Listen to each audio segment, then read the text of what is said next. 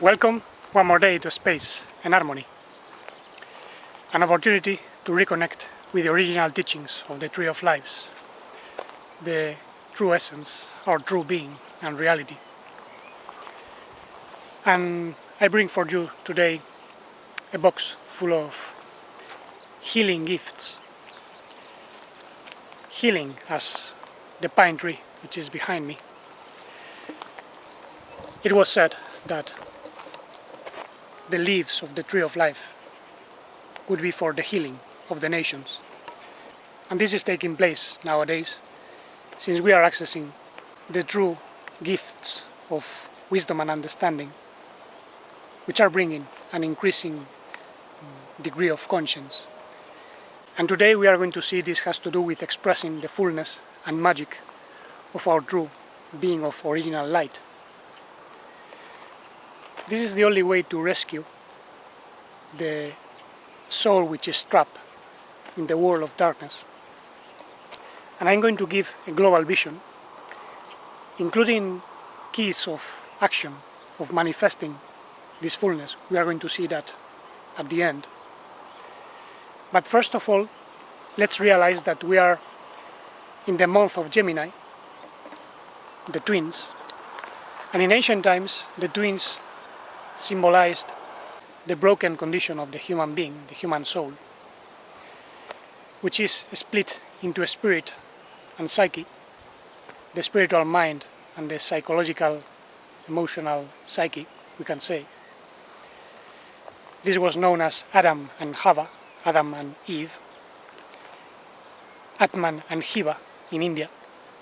And they are broken since ancient times. So this question is still the center of many spiritual teachings, but not all of them are connected to the original being of light. Actually, nowadays, many people are teaching about spiritual consciousness, the quantum consciousness as well, as if the quantum reality was the true essence of life, which is not true. There is even a theory known as the quantum double, or the quantum doppelganger, which is very popular in France and Spain. And I'll speak about that at the end, because it's very easy to move outside of the path of life by thinking in terms of modern science. Now, in order to come back to our true spiritual senses, we have to unite mind, heart and body, expressing the authentic personality of our true being. And this helps us be aware of all the deception outside, all the deception inside, and therefore makes us able to manifest fullness within and outside. Therefore, let's start reflecting on what is taking place in the outside, and then we'll move inwards. To me, it's not a coincidence that precisely now, in the month of Gemini, when the electromagnetic influence of the moon is emphasizing duality and therefore conflict, the whole world is in a state of chaos and conflict, which is emphasized in certain places, like the US, in the United States. But here in Spain, we are starting to experience certain problems as well. And it's obvious that these conflicts are being provoked, caused on purpose, in order to destabilize humanity on an economical, social and spiritual level, so that the establishment, the power-possessing entities, can keep ruling over human beings, imposing their psychopathic views and ways of existing. I've been very surprised to see images of bricks left in the streets of the US, so that people take them up and throw them against the windows in the shops, against the buildings, against other people. And as you know, there is also a campaign to promote racism, or to reawake or restart the old conflicts of race. And all this is part of the same strategy. Now that the so-called COVID-19 is dying because it's turning out to be not so strong, they have to keep the conflict in other ways.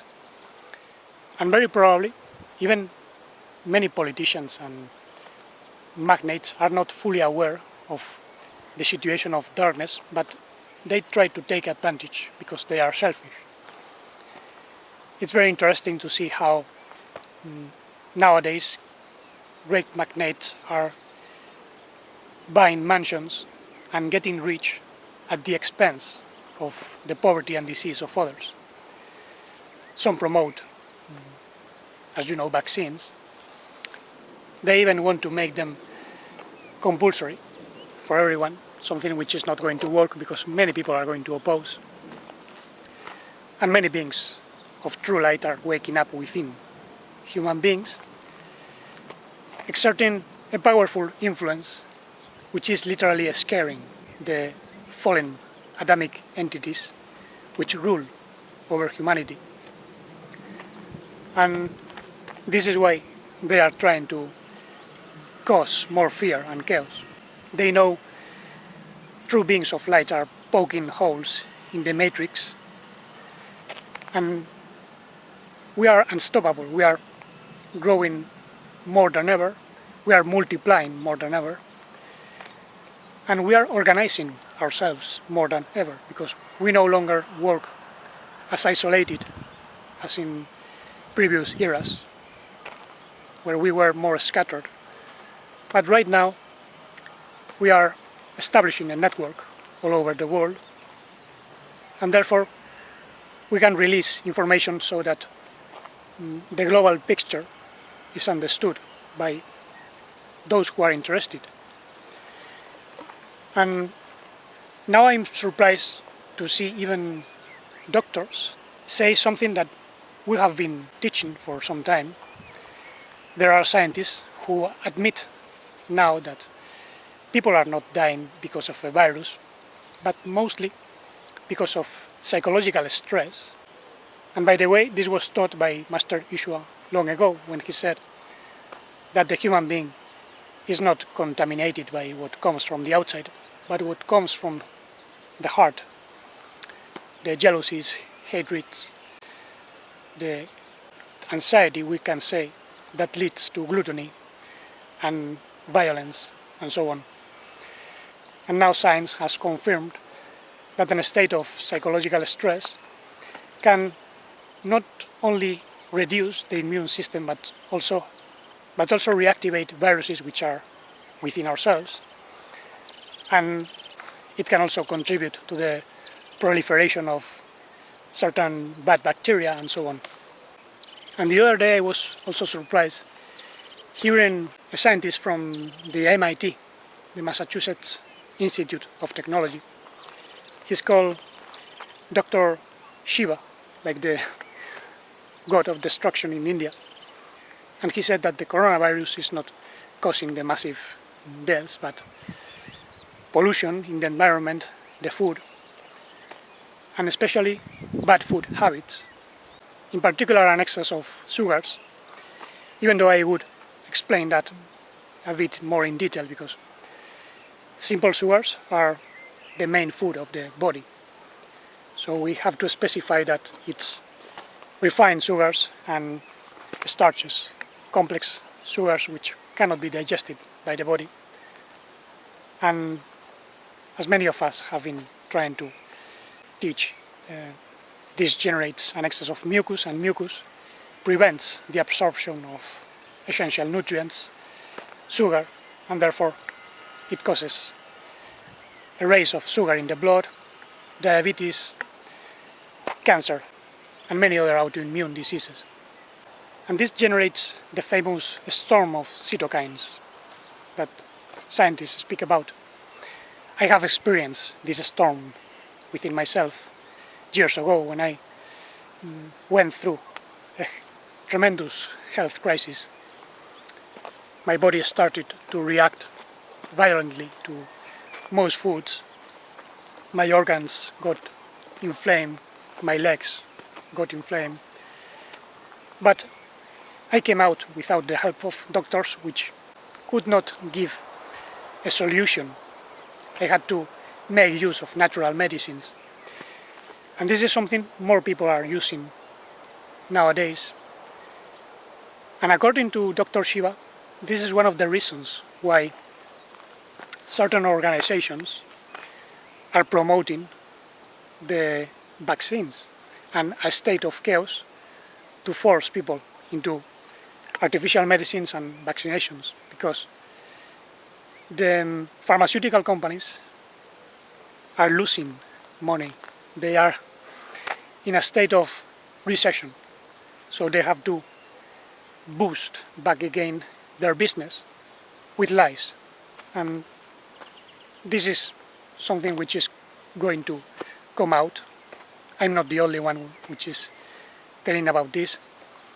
Despite this information is being banned and forbidden in certain mediums, including the one in which I am now speaking. But don't worry, because we are living the time in which everyone will have to respond before their actions, and those who violate the laws of Harmonia will be severely judged by themselves, not by some other entities.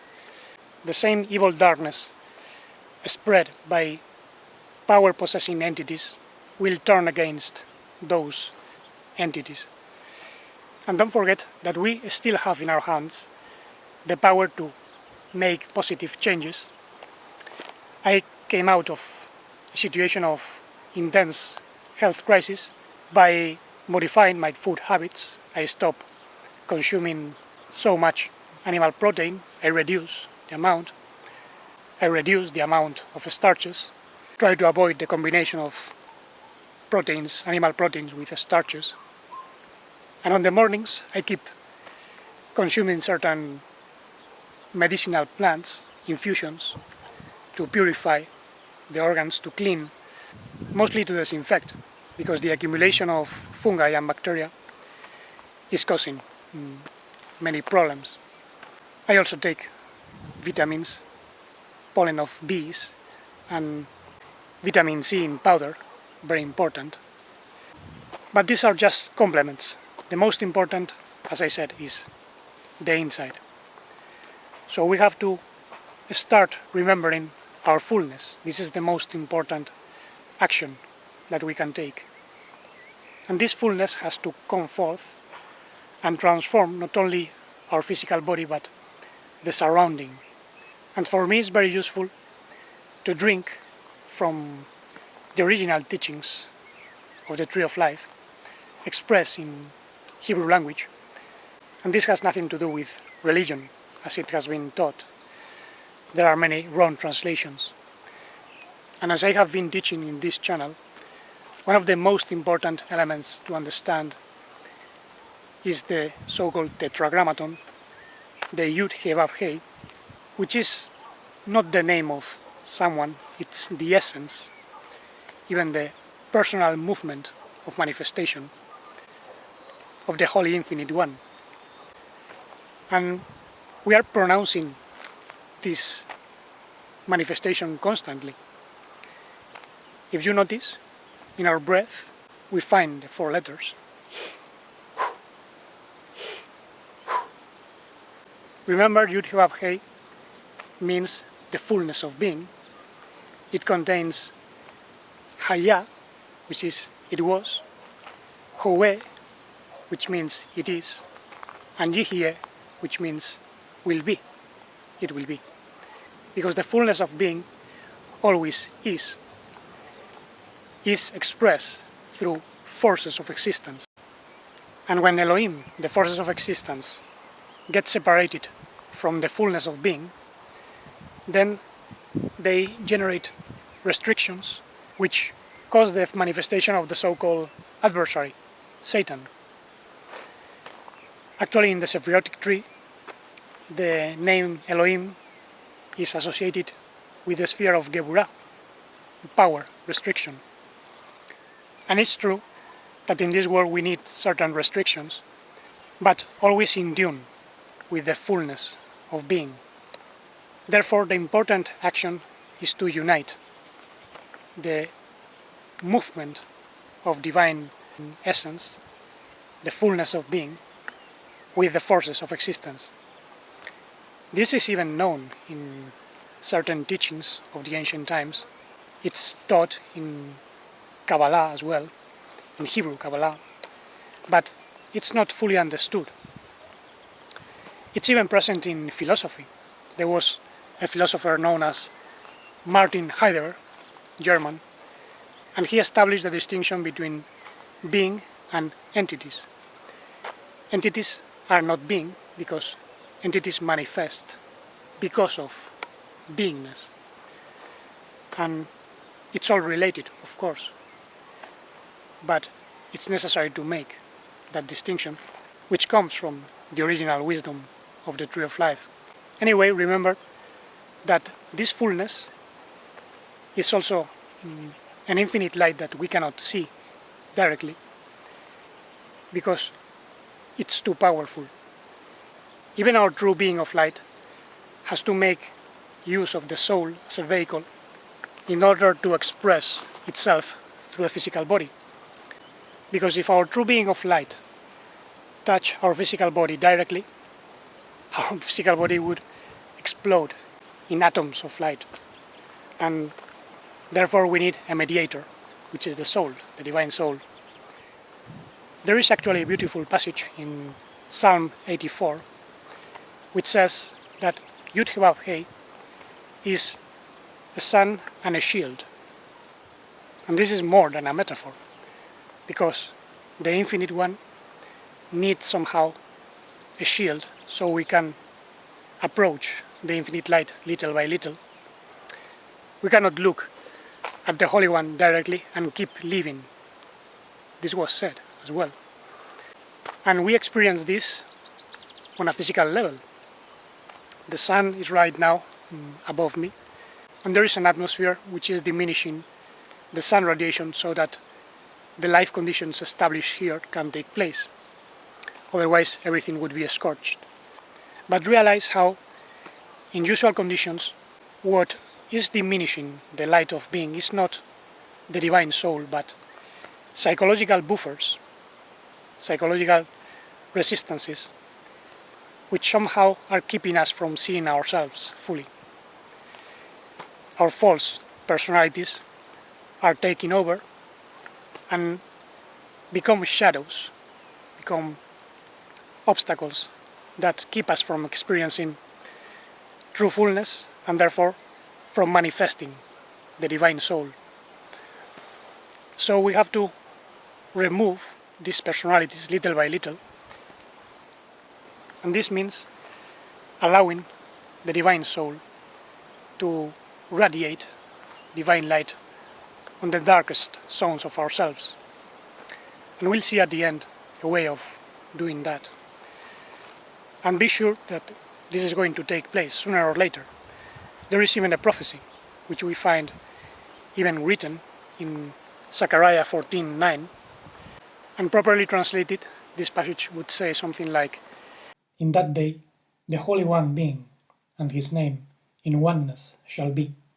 And this means Yud-Heh-Vav-Heh and Elohym will be back again unified on earth.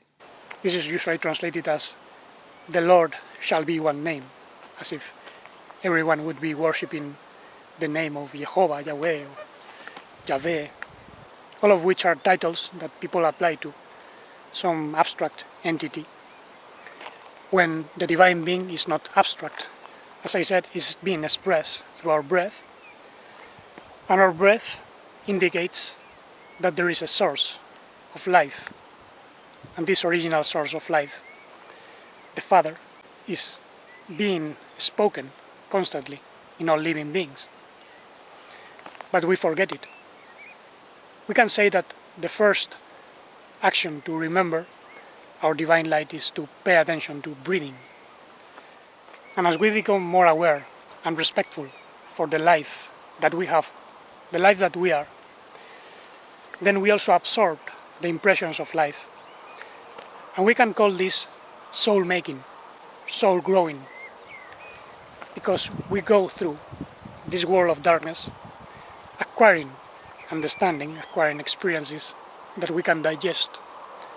By the way, the expression soul making comes from John Keats, a romantic poet. There was another romantic poet known as Emerson, who spoke about the Over-Soul, the soul that encompasses several souls. And this expresses very well the idea of the divine family. We as manifested beings are souls being expressed through bodies, and each one of us belongs to an Over-Soul, which is a manifestation of a gigantic being of light, what I've been calling the divine neuron. So as you can see, the structure of the cosmos itself and the structure of the nature around is telling us the truth, but we have to understand the language of divine nature and realize that as members of a divine family, we come from a primordial origin, the Divine Father, and in our true cosmos, we are surrounded and impregnated by a Divine Mother life, which in this fallen world is not fully present, and we are rather experiencing the whips or lashes of a stepmother, but we have to forgive as well and understand what is taking place, and realize that we also come in family groups, soul groups. Different oversouls have different characteristics, and we can say that the souls within a family group are not just sister souls, but they can be considered as twin souls, especially the souls that are connected to the same spiritual stems, and there can be more than two, actually. And we find this teaching all over nature, even in the deltas of rivers. We can say that different twin souls share a single spiritual root. They belong to one oversoul and to one single being of true light. And sometimes they can be born as human beings in different parts of the world, but they can meet each other. Sometimes they can be present in the same biological family. That's possible. There are souls which are almost identical, or souls that express the gifts of one single soul. And there is also an intense phenomenon in which twin souls somehow wake up spiritually. They experience the double flame of the apostles, as in the passage of Pentecost, and this can generate a more profound recognition.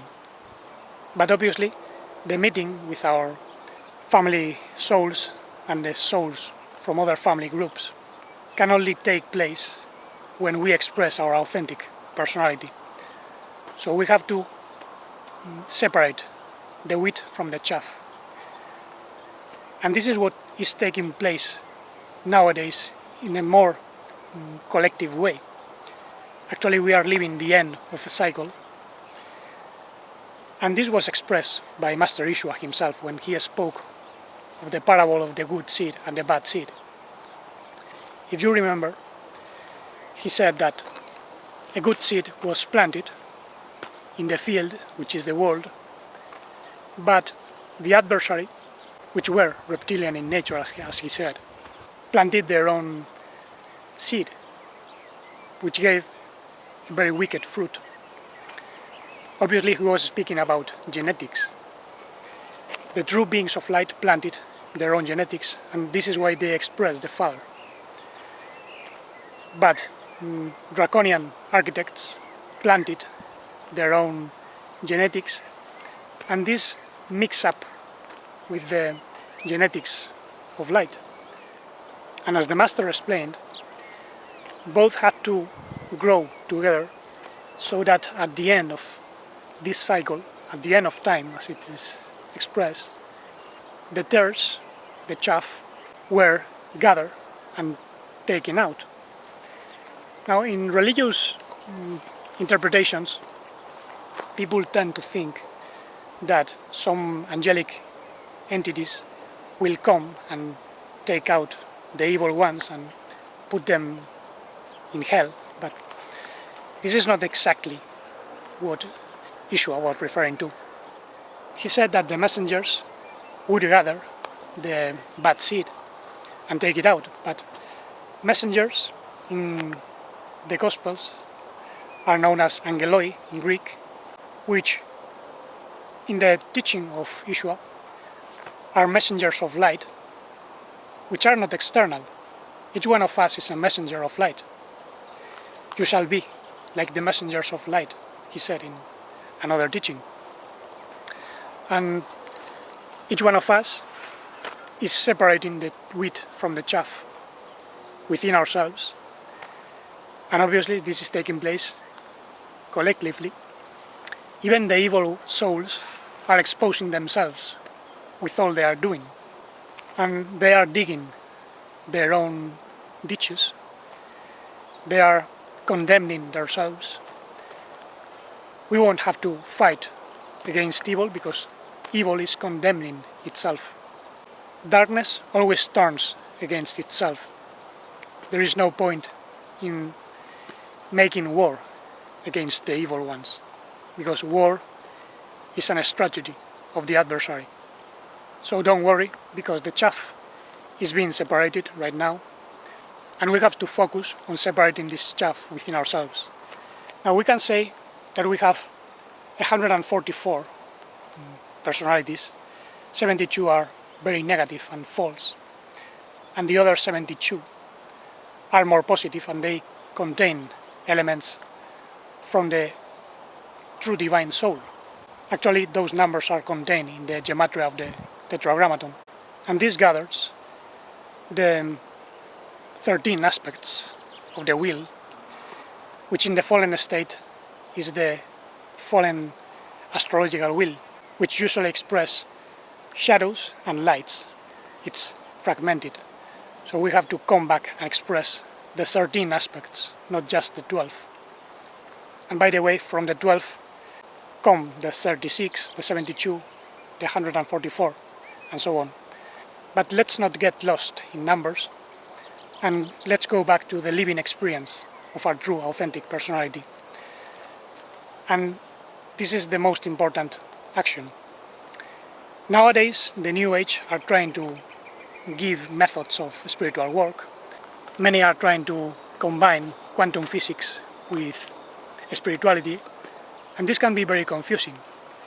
As I said at the beginning, here in Spain there is a very famous theory ideated by Jean-Pierre Garnier Malet, a French physicist, who says that just as there are waves and particles, people are also waves and particles.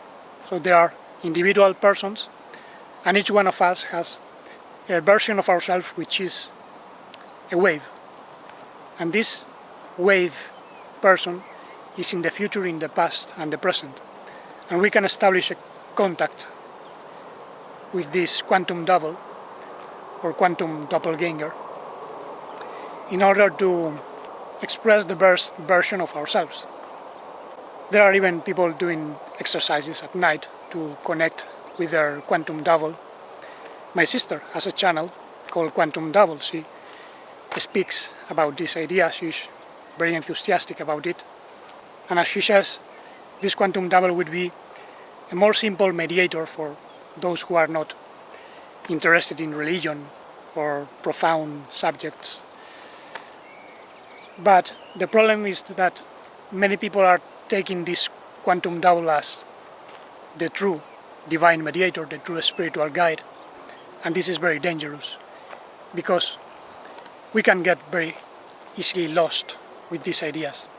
If we lose the reference of the primordial source and the divine soul, we are totally at mercy of the forces of fallen existence. Therefore, to me, it's very important to understand the original teachings of the Master. He himself came as a magician. He performed miracles because he was able to move the threads of the divine soul and affect this world around. And this is the art of magic. Actually, in the Talmud of Babylon, in section Sanhedrin 43a, we find what we can consider as the judicial acts concerning the condemnation of Yeshua when he was walking on earth 2000 years ago. And we basically read that Yeshua was hung on the eve of Passover because of the practice of magic and because he led the people of Israel into apostasy. Obviously, he was seen by the doctors of the law as a miracle maker, as a magician. Miracles are usually seen as acts of magic. And the art of magic has to do with expressing primordial magnetism, the magnetism of love coming from the source, the original source, and generating electromagnetism, conditions of attraction, gravity. But I'm going to continue at home because the battery of the camera is already over. So as I was saying, true magic has to do with the magnetism of primordial love, the primordial source, which can somehow harmonize electromagnetism and also the quantum world. This is why we should not focus too much on quantum science, because our true being of light is not quantum. It goes through the quantum matrix, but we cannot be reduced to any fragmented state. Quantum comes from quanta, packages of energy. And we can even find the teachings of true magic in the canonical Gospels. If you go to Mark 11, versículos 22 to 24, you'll find a very interesting passage.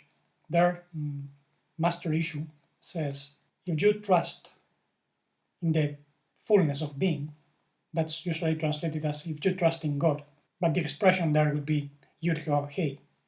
So if you trust in the fullness of being, then you will tell a mountain to jump itself into the water, and it will do it.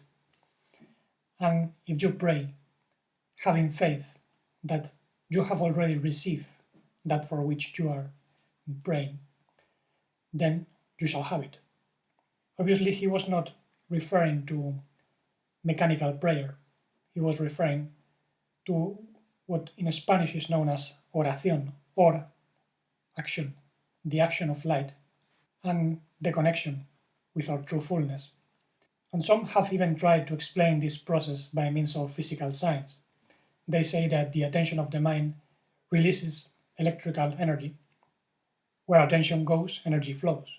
This is true. And when this electrical energy unites with the magnetic energy of the heart, the emotions, then it generates the electromagnetism, the force of gravity which attracts.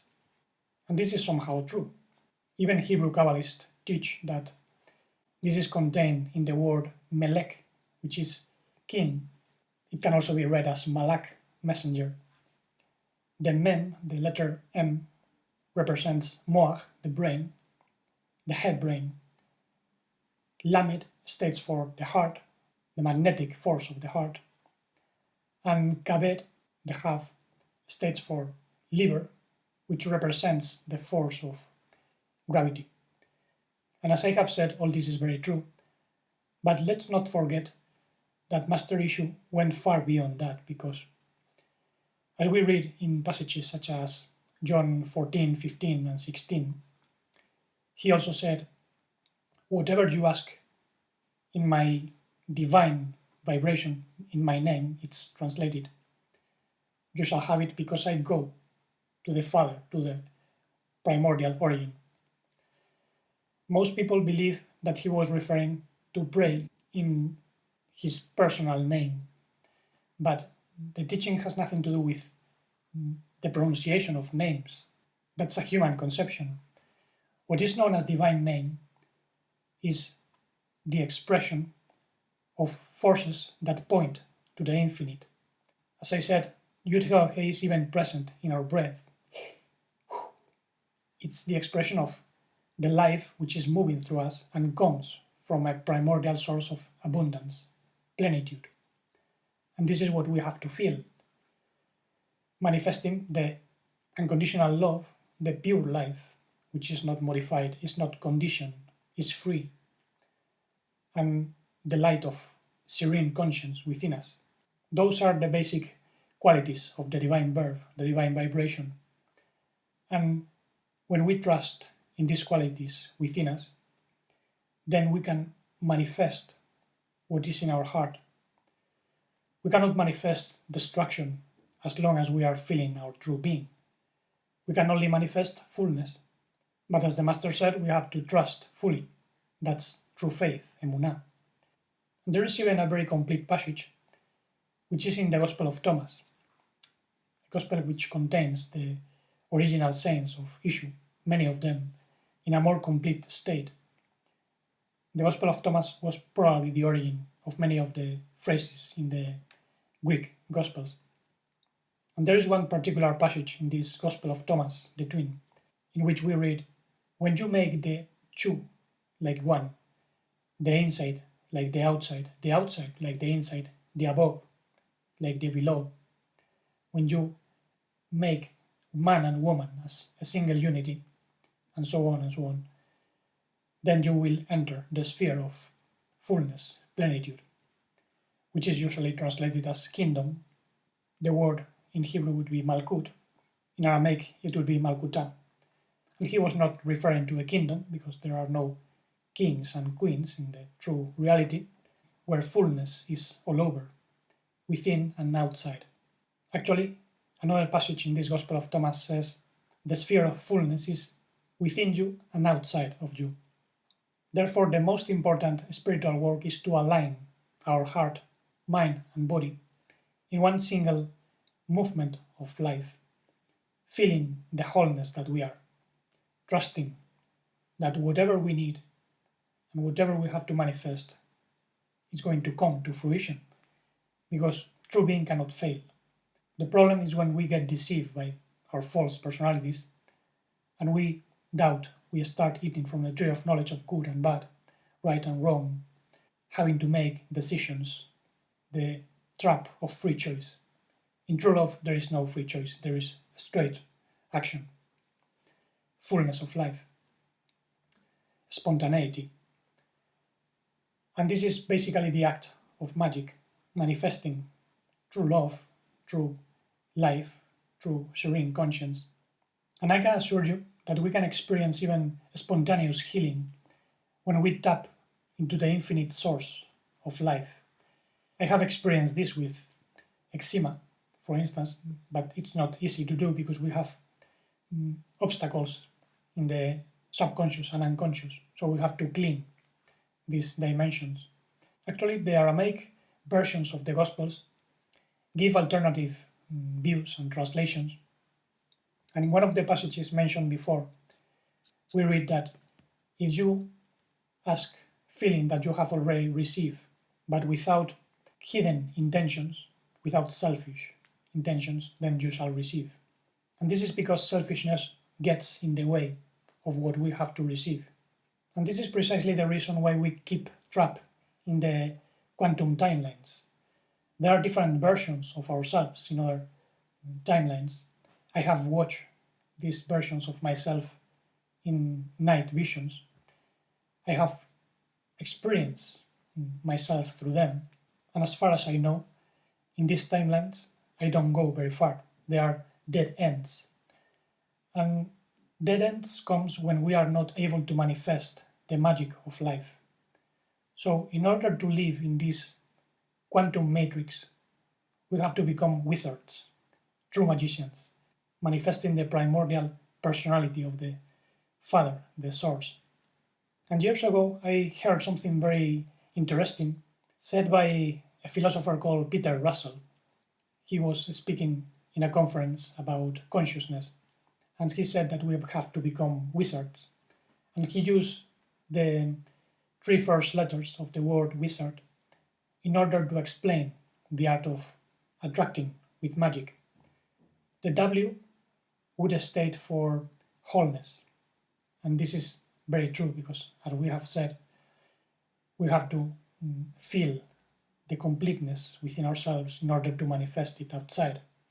On the contrary, when we feel in a state of lacking, then we manifest more scarcity because we don't express our talents, we depend on others, we become slaves.